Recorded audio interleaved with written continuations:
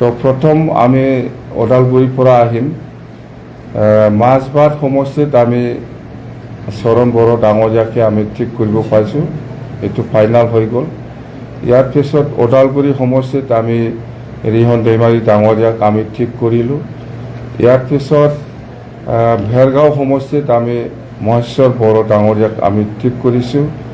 ইয়াৰ পিছত আহিল আপোনাৰ বাক্সা সমষ্টি মচলপুৰ, ইয়াত মনেশ্বৰ ব্ৰহ্ম ডাঙৰীয়াক আমি ঠিক কৰিছোঁ। ইয়াৰ পিছত মানাছ সমষ্টিত আমাৰ আগৰে এক্স-MLA থানেশ্বৰ বসুমতাৰী ডাঙৰীয়াক আমি ঠিক কৰিছোঁ।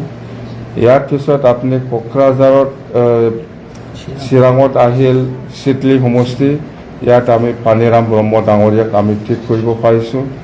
ইয়াৰ পিছত কোকৰাঝাৰত আহিল আমাৰ বাওকুংগ্ৰী সমষ্টিত ৰূপম ৰয় ডাঙৰীয়া, ইয়াৰ পিছত আমি ঠিক কৰিব পাৰিছোঁ কোকৰাঝাৰ ST সমষ্টিত শিউলি মহিলাৰী। ইয়াৰ পিছত আমি দতমা সমষ্টিত আমি ঠিক কৰিব পাৰিছোঁ ৰঘুৰাম নাৰ্জাৰী ডাঙৰীয়া, আৰু ইয়াৰ পিছত আমি পৰ্বতজোৰা সমষ্টিত আমি ঠিক কৰিব পাৰিছোঁ ডক্টৰ ৰেজাউল কৰিম ডাঙৰীয়া, আৰু ইয়াৰ পিছত আমাৰ গোসাইগাঁও সমষ্টিত আমি ঠিক কৰিব পাৰিছোঁ শোভাৰাম বসুমতাৰী ডাঙৰীয়া। যেন হওক সেইটো আমি ঠিক কৰিব পাৰিছোঁ, সেইটো ফাইনেল।